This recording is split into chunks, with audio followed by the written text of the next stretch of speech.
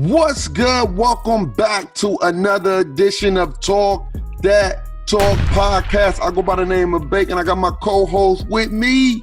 Oh boy, it's your boy Hoodie Reasons. He's back though. Not a full hoodie. I got the arms out, and stuff. But you feel me? Hoodie Reasons, baby. You almost look like Donovan McShake, bro.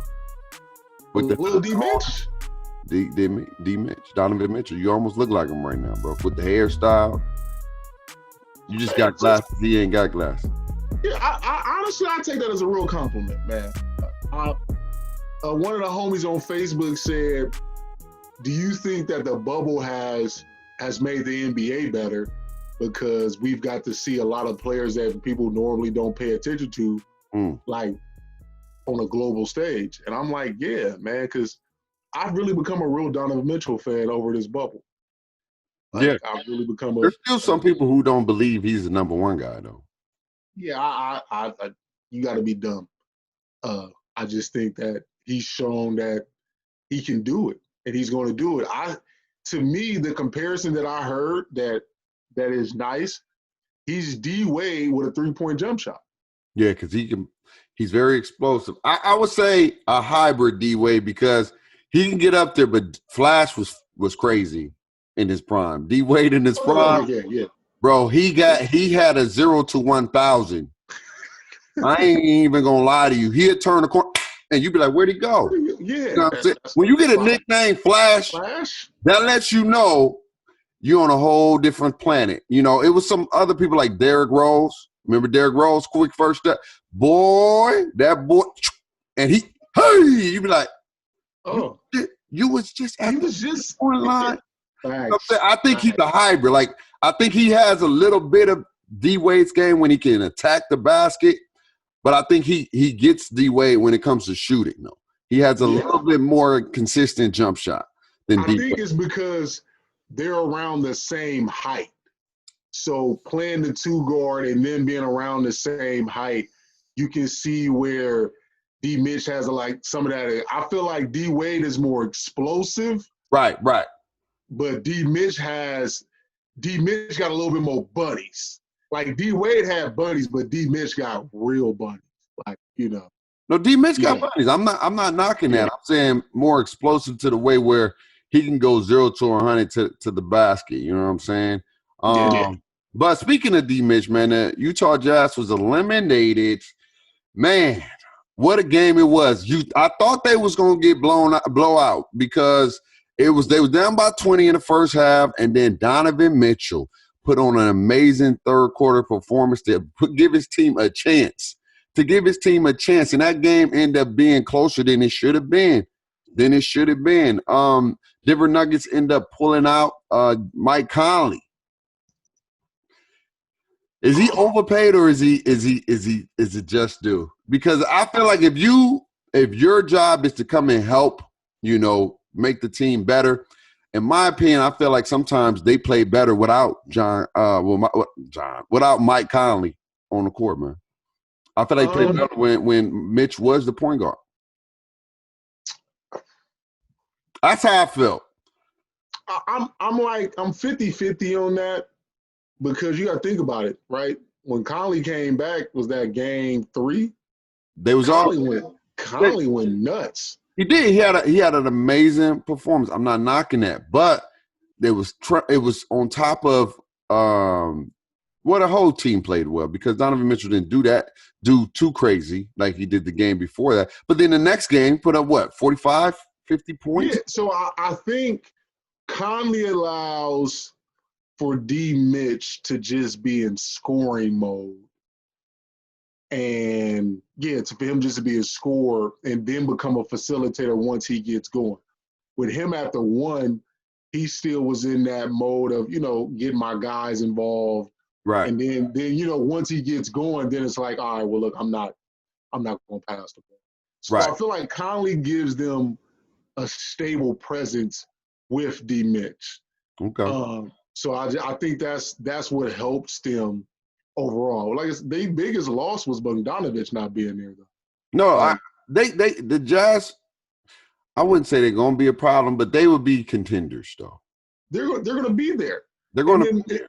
And if you look at it, if Rudy Gobert gets some offense to where he can kind of, do a little bit more on his own, they could become a real problem because he had a spurt in the third/fourth quarter where he was just dominant. Like, he was getting and ones, he was dunking, he was blocking shots. I'm like, he was doing a lot.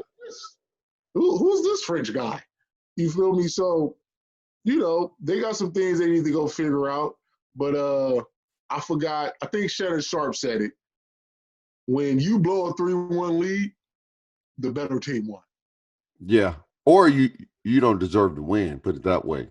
Because if you are up 3-1, right, I feel like at that moment you're playing better basketball than the team that's supposed to be winning. And those games that they lost was pretty close, and it was just defining factors in the fourth quarter. Like, again, last night, defining factors, turnovers, bad shots, bad defense, allowing one man to go off and go crazy on you, like not closing the book, not closing the deal and moving forward. You know what I'm saying? I feel like it'd be a better second round for the Nuggets and the Clippers. I still think the Clippers is going to beat the Nuggets because I just feel like that. I feel like even though the Nuggets have a little bit more weapons, they got some solid people. They got Murray balling, and they got my man I always get their name. Jokic. The Joker. That's the Joker. Joker. Yeah, man, the Joker. Man. I'm gonna call him the Joker because that. You be struggling with the foreign Joker, games because I be thinking of the other guy. Oh, because remember, Nurkic and Jokic were both on the Denver Nuggets at one point. The Nuggets had both at one point. I know, that's crazy. Listen, the other thing about the Nuggets, sidebar, is their scout and development team, like who they be drafting, is very, very, very, very underrated. Because for them to have Nurkic and Jokic, for them to end up drafting Michael Porter, for them to end up drafting Bobo, getting understanding and realizing and recognizing Jamal Murray's emergence, traded for Jeremy Grant, who's kind of helped them out. I think Paul Millsap needs to go because he just don't fit. But their organization is good. Man, I feel like it's one of those things that people don't pay a lot of attention to, but the Nuggets organization has put themselves to where they can be young and good for a little while. Okay. But we'll see when they match up with the Clippers, and we'll get in that in just a few. But here's my thing. When it comes to the Nuggets in the Jazz series, should you have given the ball to Donovan Mitchell to give him another chance to hit a game winner, or was Mike Conley's shot justifiable? Oh, his shot was justifiable because in that situation, like, yeah, your antenna should be up, right? But you still are also thinking, like, how much time can my antenna – like, is it better to know you can get a shot or to hope that possibly if I throw this pass across the court, he can get the shot? Now, if they're on the same side, I think you're perfectly right. You feel me? Because it's like, bro, you could have kicked it up. I could have shot that shot. But because Mitch was on this side of the court and Conley was on this side of the court, and it was like 4 seconds left to just be like, I think that's just kind of what it was. But Donovan Mitchell shouldn't have turned it over. We wouldn't probably be talking about this. Yeah, that's true. I feel like he did turn the ball over. I don't know. I feel like it's a little bit – it could have been a foul here and there that the refs didn't call, but I'm not going to put it in the ref hands. I'm just saying that my man Harris was playing some really, really physical defense, and he may have got the hand a little bit, but it is what it is. But my thing is, if Mike Conley getting paid all that money, one, I wanted him to make the shot because Donovan Mitchell put on an amazing performance. But I felt like the better team won, and it provides for a better second round because I really don't feel the Jazz stood a chance to the Los Angeles Clippers. I think that probably would have been done in 5. They would have took away D. Mitch, and that would have been it for the most part. I mean, they would have played solid defense and moved the ball, but not with the wings that the Clippers got. You know what I'm saying? And they're playing much, much better basketball. And so they got Kawhi Leonard. So they probably would have had Kawhi Leonard and Paul George and Pat Beverly eventually when he gets healthy. He eventually should be ready for second round playoffs or whatever the case may be. And that's good, too, for the Clippers, too, because he was resting all game first round of the playoff. He played one game and then chilled for the whole rest of the playoffs. So that's really good for the Clippers. That's giving them an opportunity to be more healthy. But you know that calf, man. I know. You are a calf guy. You are a guy that has had your share of calf injuries. And so like you've had moments where you've been like, all right, man, I haven't hooped in a few weeks. Let me go on here and get a little bit of test run. And you even said it like you ain't even went to go mode, and it's been like, whoa. Yes. So, like I feel like that calf injury, bro, is one of those, it's like the hamstring. It's like you really gotta chill. You feel me? And but you can't chill though. You gotta think about it. It's been 2 weeks. It's been that long? Been probably like 2 weeks, bro. But you gotta think about it. He was off for about 2 weeks prior to coming back because he didn't play in like the last 4 seeding games. So that's what I'm saying. So you got to think about it. He played one game in 4 weeks time span. You get what I'm saying? So that's a lot of rest. And look, my calf is different than the NBA calf. They got so much treatment. They got so much things that they can do to get it right, to get it ready, to get it playable. Now, don't get me wrong. You look at Russell Westbrook. You know what I'm saying? And we'll lead into that series or whatever the case may be. But just the side note, he got a quad injury. You can see that he was rusty, but he still got some of that explosiveness. And you wouldn't have thought that he can still be able to explode like that with that quad injury. You know what I'm saying? So the NBA, it's so much different things when it comes to recovery. And they got so many ways to help recovery. So I think that helped the Clippers out moving into the second round. But before we get into the Clippers and Denver Nuggets in our preview for that series, let's talk about these Boston problem Celtics, bro. They are making the defending champs look like they don't even stand a chance against Boston. Boston is looking like the team to beat. They are hitting on all cylinders. They got so many weapons they can hurt you from. And they looking like they may be the representative for the East. What do you think about that? I just think that, listen, Boston is nice. Okay. They're nice. Their size as a team scared me. Because I'm like, they just, they don't have enough guys, But the more I keep watching them, the more I got to be like, well, damn, they're good. Mm-hmm. And they pose a lot of problems because their 2 top wing defenders, I want to say, 2 top wing defenders, Jaylen Brown and Jason Tatum, can also go get a bucket. Mm-hmm.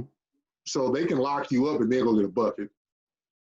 And then you got the grit from Marcus Smart. Mm. It's like Marcus Smart is that guy he's the Pat Beverly of the Celtics, but he's better than Beverly because he can go get him a bucket. They don't ask him to go do it, but he can go get him he can generate some offense. So Marcus Smart better than Pat Bev? Hell yeah. Give me Marcus Smart any day over Pat Beverly. Because I know I'm going to get a dog on defense, right? I got a guy that's going to lock up. And I know I got a guy, to me, that I can rely more on the offensive side of the court. Mm-hmm. He's not a liability. You're not just saying we'll live with Marcus Smart hitting threes.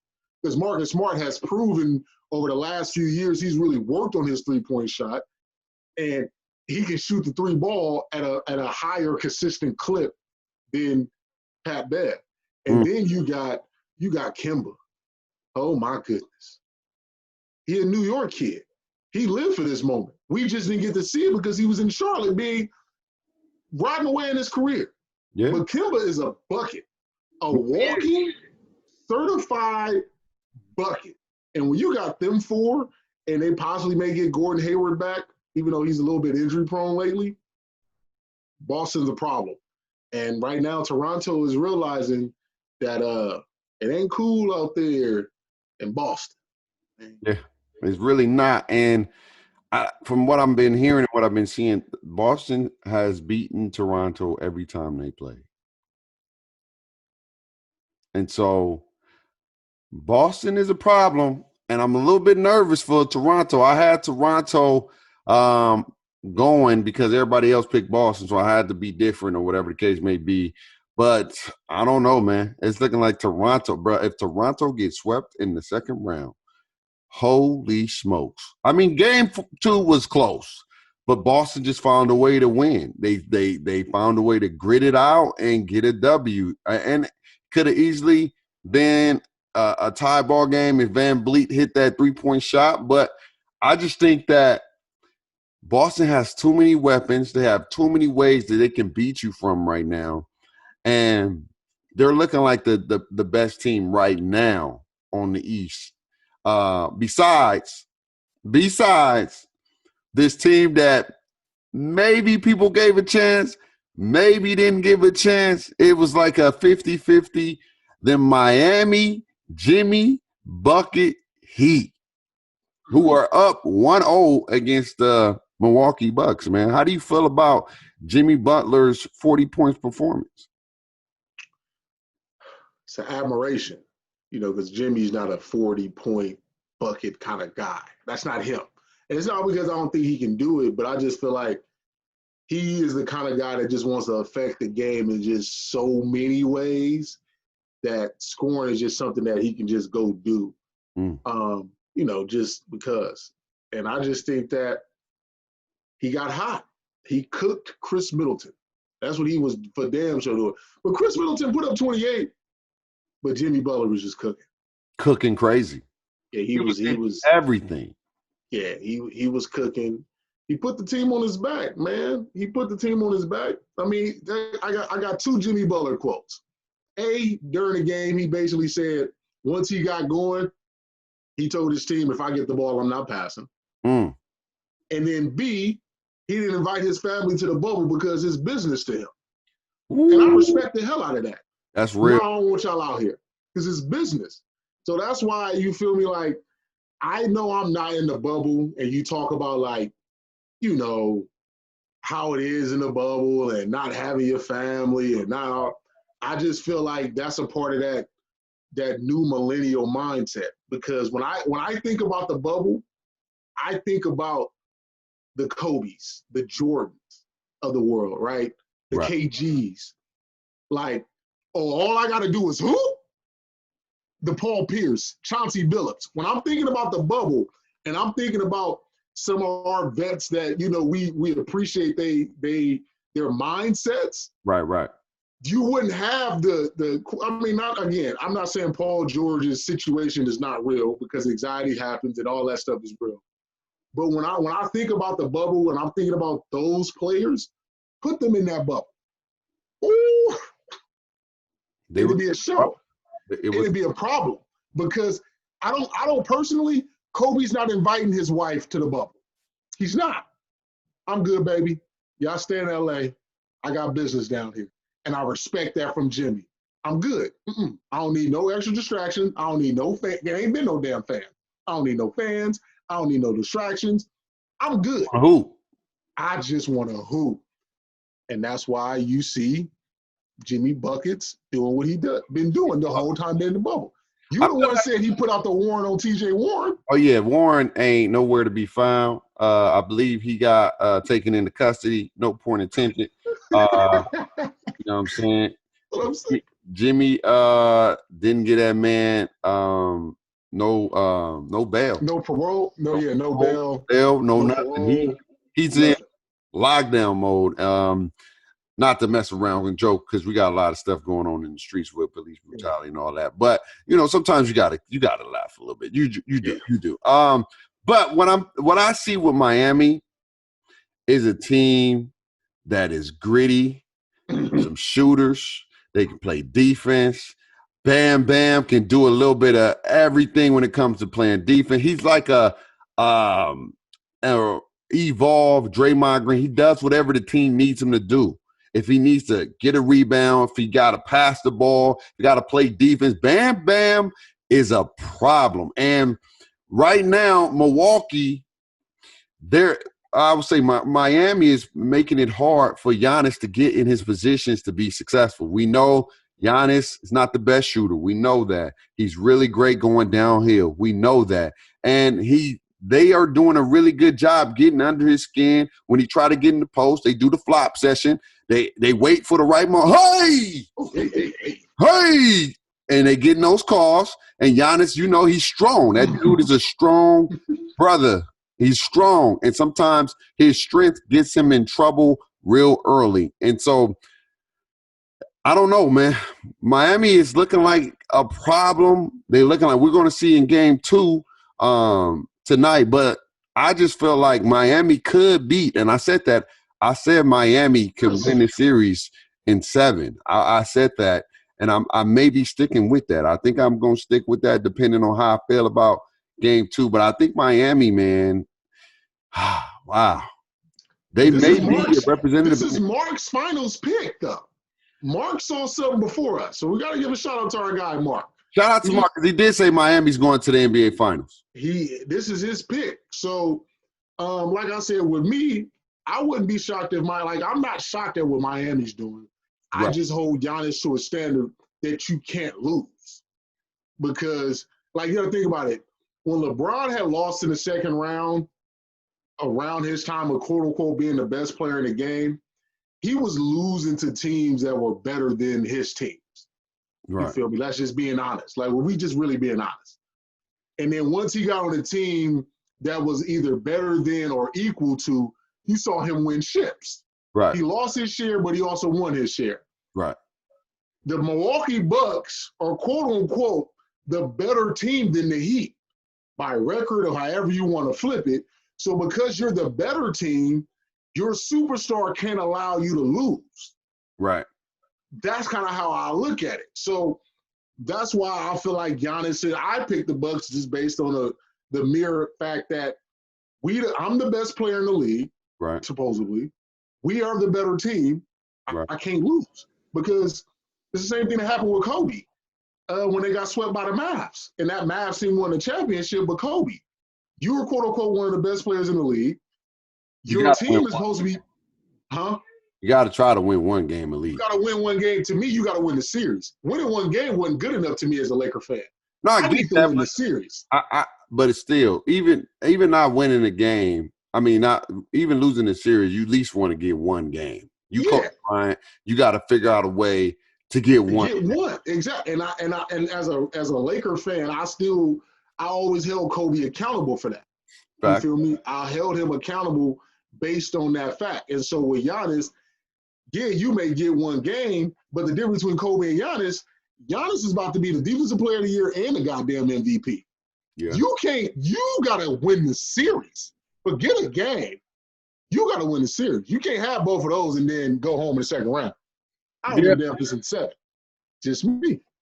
I think, too, if Miami is going to crowd the paint and either make Giannis a jump shooter, then Giannis' teammates got to him out. They got to help him out. If they hit shots, then that open up the paint. So now they have to pick their poison. What you're going to give up? You're going to let Middleton, Corver. And I almost forgot, too. You got to think about Eric Bledsoe didn't even play in game 1 because he got a hamstring. And that may be a big loss because that hamstring is something, again, that takes time. Take time. You called it reasons. It takes time to heal. And you can't just get up and go, especially when I pulled the hammy. I ain't never pulled the hammy in my life, but when you pull it, I pulled it so crazy, I thought I got shot. I just dropped to the ground. I ain't never felt something like that in my life. I was crazy. It was crazy. I was playing intramurals. I was about to score a touchdown. I put on the craziest move ever on this team I was playing against, and I literally was about to score a touchdown, and I completely just dropped. And everybody's like, what the hell happened? And I never felt nothing like that in my life. In my life. And I realized that I pulled my hammy. And once you pull it, you continue to pull it. It's one of those things that it's a never-ending thing. It always continues to happen if you don't rest, if you don't heal, if you don't stretch, if you don't continue to eat. It's a lot of stuff per se. And now with Bledsoe being out, that changes the tempo because Milwaukee Bucks is a great team going downhill in transition. They are really good in that. And so if they're playing half-court offense, which in the playoffs, you're going to have to be successful more often in half-court offense than usual because they slow the game down. This is not regular season. You're not going to be able to get up and down the floor like you want to, and he may be. But now it's going to be even harder because you ain't even got your tempo pacer in Eric Bledsoe right now. So I don't know. I know what the Milwaukee needs to do if they want to stand a chance. Giannis is going to have to figure out a way to get touches down low, number one. And when he drives and when he penetrates, he has to make sure two things: stay out of foul trouble, number one, and number two, get it to the open man. And now the open man just got to hit the shots. They got to hit the shots. If they don't hit the shots, then they can play the defense that they want to play. If they hit those shots, then they're going to be like, oh, hold up now. They hitting these shots, man. They hitting these threes, and they getting higher and higher. Are we going to continue to live with that? And then if they don't and they try to get out there, now Giannis can do what he does or whatever the case may be. But we shall see what happens in game 2. But let's move on to this Rockets and this Thunder. Man, I love Wes. I love Russ. And he looked rusty again. And I love Russ. I love his motor. He's the type of dude that's going to put it all out there on the field. But I'm starting to believe it. I don't want to believe it yet, but I'm starting to believe when my boy's been telling me you can't win with him. I don't want to say that yet. Wait. I don't want to say that just yet because he did come back from a quad injury. He's not fully healthy. And so I think you see that because his rhythm, his timing, everything is just off. I feel like he's trying too hard. He's trying to overcompensate. And I do want to put some of that blame on James Harden. How you are supposed to be the guy and you don't touch the ball in like 4 or 5 minutes of the fourth quarter to try to close out that game. You let CP3, a veteran, show you why that man is one of the best leaders to ever play this game. He put the OKC Thunder on his back and say, fellas, I'm going to give y'all everything I got. He hit some amazing shots. He even could have got technical and got kicked out the game, slapping somebody on the bottom. He slapped my man Covington on the bottom after he just faced him. You know what I'm saying? And it gave him a little, If the ref wanted to be an a-hole, he could have been like, oh, hell no, what you doing, CP? Technical. And that could have been the game, and that would have been his second technical, and we ain't talking about OKC and Rockets Game 7. But I will say I put a little bit of blame on Russ for bad shot selection, bad turnovers in critical moments, and I'm going to put some blame on James Harden not going to get the ball, not demanding the ball, not saying, hey, Russ, give me the ball. We good. Let me put it away. All right, let me ask you this. We're about to reach Game 7, right? Right. So that means James Harden has played in how many games in this series? 6. And how many games Russ has played? 2. So I feel like in this situation, you can't put Russ into the can you win with him because he didn't play the whole complete series. When Russ showed back up, it was Game 5. Series is 2-2. Right, they won that 5. And they won Game 5. They lost Game 6. So right now, Russ is 1-1 in this series with him playing, but James is taking 3 L's, technically. So, no, don't get me wrong. I said this series could have easily been over already. Yeah, so when I'm looking at it, just as, before we get into, Harden and CP3, I feel like this is one of the times where I can't put Russ in that category of is it him? Because I feel like he ain't even been here this whole series. If it's 3-3 and he's played the whole series, then I could be like, yeah, we got to kind of start looking at my guy Westbrook a little bit differently. So I feel like he would get a quote-unquote soft pass from me. Okay. That's like I said, I'm not going to believe it just yet because he did play one game. They did win.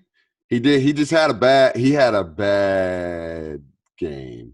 He had 7 turnovers or something like that. Yeah. And then he had it was at crucial times too. And an air ball. How you airball a jump shot from the Because I think it's because you ain't got that lift in the legs. I really feel that way. If you airball a mid-range, that lets me know he's not 100%. All right? We know Russ when he's 100%. So, I didn't say I believed it. But I'm saying, like, yo, knowing – and here's the thing, too. If I know I'm not 100%, why am I trying to overexert myself? Why not put my team in better position? No. Hear me out. He only knows one way. I know he only knows one way, so that's why I gotta hold him accountable in some degree, because it's like, look, Russ, we want you to be our leader in some degree, but we want you to make the right play at the right time. You don't always have to be, okay, I gotta force the issue. No, when Russ forced the issue under control, it's more successful. You get a layup, you get a pass, you get a three-pointer, you get something good happen. When he forced the issue and he just erratic and it's just like, jump up in the air, all that crazy stuff Russ would do, that gets him in trouble. And so knowing that I'm not my 100%, I won't, my boy James Harden is 100%. When we got the lead, he's been cooking. He's been going to the rim. He's been getting layups. Let my man keep doing what he's doing. Why I'm going to take the ball out of his hand and try to do more than what we need to do? And as James Harden, you have to know, look, I'm getting to the bucket on a layup. Why would look, Russ, let me get this thing. Let me put it away. Let me put this on the back. I know you're not 100%, so I'm holding James Harden more accountable because, you got to go get the ball. There ain't no, ain't no Russ didn't pass the ball. No. Look, you giving him the ball. It's multiple times where he did it again, and he did it in game 6. He did it in game 3. He did it in game 4, where he's giving the ball away. He's the guy. Why are you giving the ball away? He's responsible for them taking those L's in games they should have won. I'm not taking that away. But I'm saying, as Russ, you got to hold some accountability too. And be like, look, I'm not 100%. I don't want to overdo it. I want to just play within the team, what the team needs. I feel like he did that a little bit. In game 5, he was still rusty, and you saw it, but they were still able to win because other people got to touch the basketball.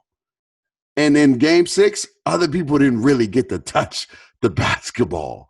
And so that's why I'm saying they turned the ball a lot, turned the ball over a lot. And credit to Chris Paul. Chris Paul said, look, I'm hooping. I don't want to go home yet. And he gave his team a chance. And now anything can happen. Anything can happen tonight. How do you think it's going to play out? Do Houston win, or do OKC get it done and they get D'Antoni fired? This is really pulling at my heart, because I said OKC need to win this because I don't feel like they can win the game 7. But I did pick OKC to win the series. Right. So I'm going to stick with my pick and go OKC. And all the reason why, because I feel like it's a little bit of an easier matchup for my Lakers in the second round. I mean, I'm going to just be real. Sometimes you got to be 100. It's got to be 100 situation. And then it'll be cool. Like a side note that people don't really pay attention to is LeBron will have a chance to start peeling off the banana. Pause. Because he sent Carmelo home, then he'll be sending CP3 home. So he'll be sending two-thirds of the Banana Boat brothers home. Oh. That's just a fun situation. It's a fun situation for Bron. You get to hug his brother and say, yeah, man, it was a good run, but I'm on to the next round. So with that. I get that. You feel me? So that's what that comes down to. But personally, like I went to school with JH, so I'm always be a big fan of JH. Chris Paul, to me, has always been like the little pit bull crybaby. Wow. He just, I don't know. Me and Chris Paul, I got like a love-hate relationship with Chris Paul. But he was good to me in Houston, and he wasn't the problem. So to me, it would be great revenge for CP3 to send their ass home. So that's what I'm on. I want CP3 to send them home just so we can see that it wasn't the player that's the problem. It's the damn system. Mike D'Antonio ain't won nothing. But yet we keep raving about his system. Not necessarily us. Right. Basketball pundits. In the NBA, they keep raving about it. Yeah, they rave about his system. Chris Paul wasn't the problem last year. They just didn't get it done. And he got hurt the year before. Right. So that's just kind of how the things work out. And so I would like for Chris Paul to send the Rockets home. And I want it to be how Chris Paul won Game 6. I want it to be just like that. Like Chris Paul sent the Rockets home. And like that'll just look good because it's that story, it's that narrative. And it looked good because all I remember is JH last year at the press conference with his hood on, and they saying, "So what was the problem?" He chuckled. We know what the problem is. We know what the problem. And then Chris Paul gets traded. So Chris Paul goes and shows up and sends them home. Who's the problem? We're gonna find out, man. I think the Rockets and Russ, they get it together and they win a close one. Or no. You know what? Every game they won has been pretty much a blowout. So if they're going to win, I think it's going to be a 15 to 20-point lead, and they end up getting them out of there in the third quarter. I think that's going to be the defining quarter, and I think they'll beat them by 20 points. Game 7, because that's the only times they've won. They haven't won no close games. They've only won the blowouts when it wasn't close at all. So I'm going to say they win by at least 15 points. Game Rockets. I'm going to say they're going to keep D'Antoni for a little bit longer. But it depends on how that series go with the Lakers. Because, again, look, if the Lakers play Houston, I know everybody say they should beat them. They should beat them. But sometimes I don't know what it is. They struggle sometimes with these teams. They do. That's just what it is. But if AD plays how he's supposed to play and LeBron plays how he's supposed to play, then this series should be a tough series, but they should beat the Rockets in 6. I'm not going to say that they're going to sweep the Rockets, but I think the Rockets, the way they play, the way they got some of them dogs, is going to get out there and push the tempo. If AD and LeBron play like they play, they should win in 5 and 6 games.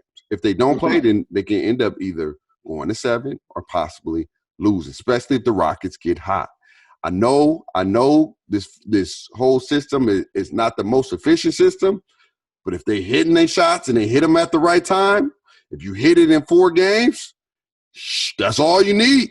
That's all you need at the end of the day. So we'll see. I still think the Rockets will be in the playoffs. I think they go to the second round. And I love CP Hart. I love his dogism. I love him going to do whatever it takes. But I think the Rockets will prevail in Game 7 of the playoffs. But we'll find out. We will find out. How you got your predictions for the Nuggets and Clippers series? Who do you see winning that series? I got the Clippers in 6, but I would love for the Nuggets to win. I don't think the Nuggets will win, but I think they will get a game or 2. Yeah, I got the game or 2. I think it's going to be Clippers in 6. I just think the Nuggets, they do have a lot of matchup problems for some certain degree. So what the Nuggets have is what gave the Clippers problem with Dallas, right? That's what I'm saying. So they do got a chance into the degree. They just got to play defense. They got to play. They got to play defense. But if you're putting up points, it puts more pressure on the Clippers because they don't have nobody outside of Kawhi with any real championship experience. So when you look at Dallas was able to get whatever they wanted on offense.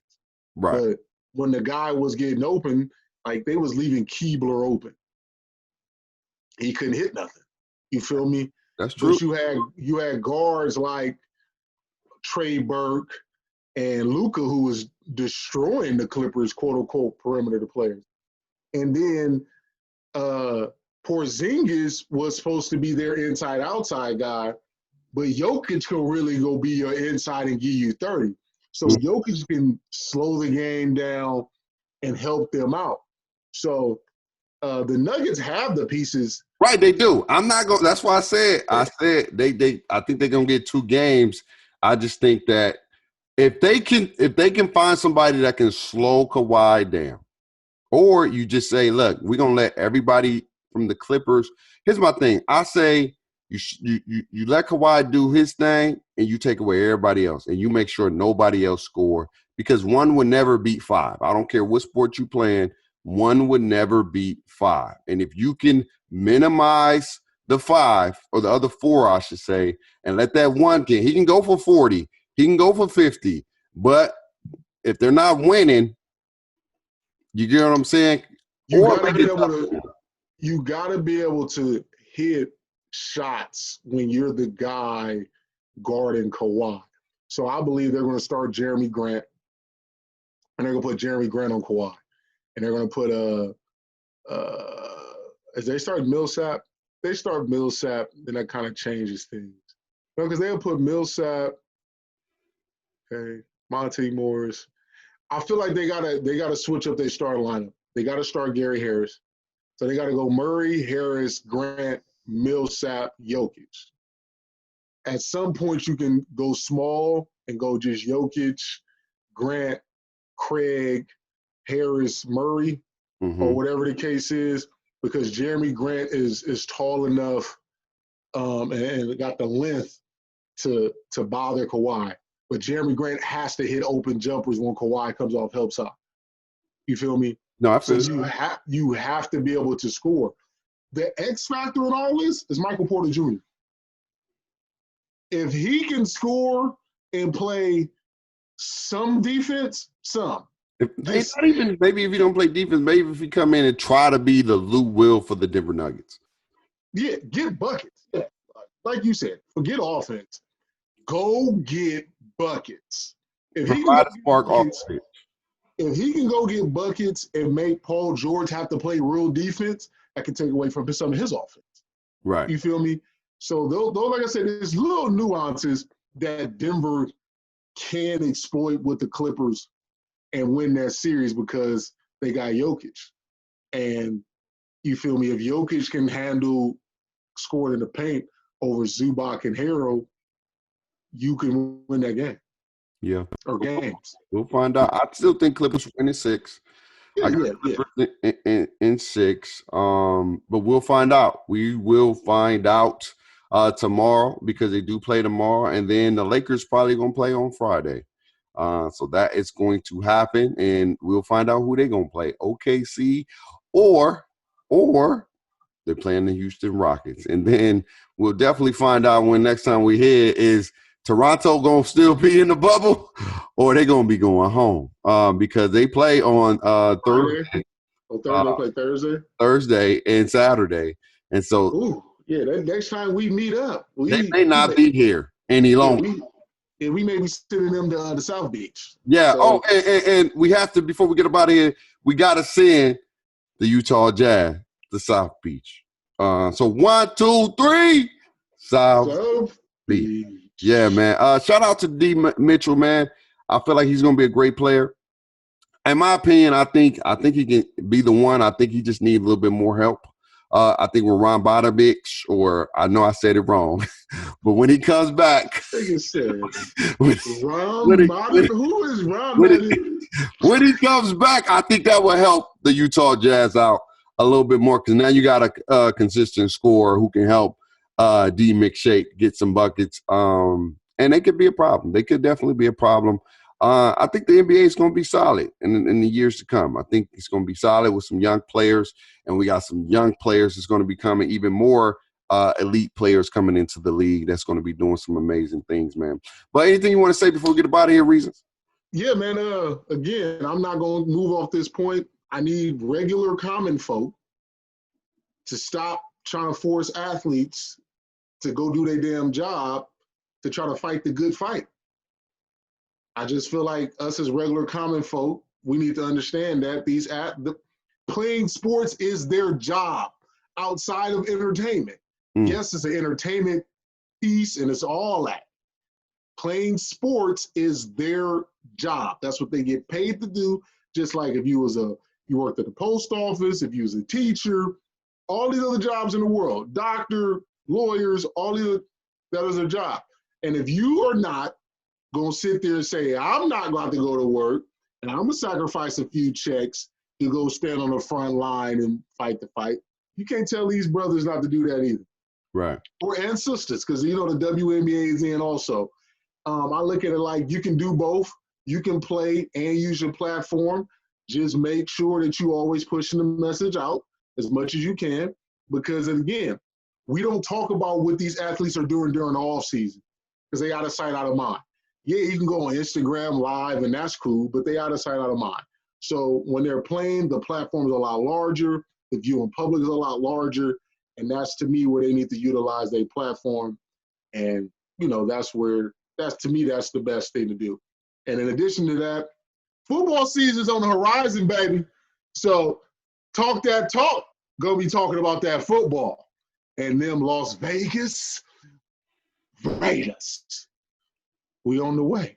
Yeah, we'll see. Put that out there before we get up out the airway. Y'all probably only win like 4 games this year. And y'all dang sure ain't gonna beat us. So I just want to throw that out there. You know what I'm saying? Hey man, listen, I got the Falcons as my on Madden right now. They are my fantasy franchise team. Jersey colorways, Falcons. Never won. Hey, let's you fire. It made me damn. I'm like, damn. Do I want to go get a Julio jersey? Those all black joints is fire. I like the red with the black that streams into the red. Yeah, we got some dope jerseys, but don't. We don't want Las Vegas Raiders fans. We don't want that. You should have vouched to get your Las Vegas Raiders. We don't want them phony ponies over here. We want real wise up fans. No, I'm not a fan. I'm a fan of the colorway. You could have been on any other team. Don't be choosing Atlanta. All right, we don't want them phony ponies.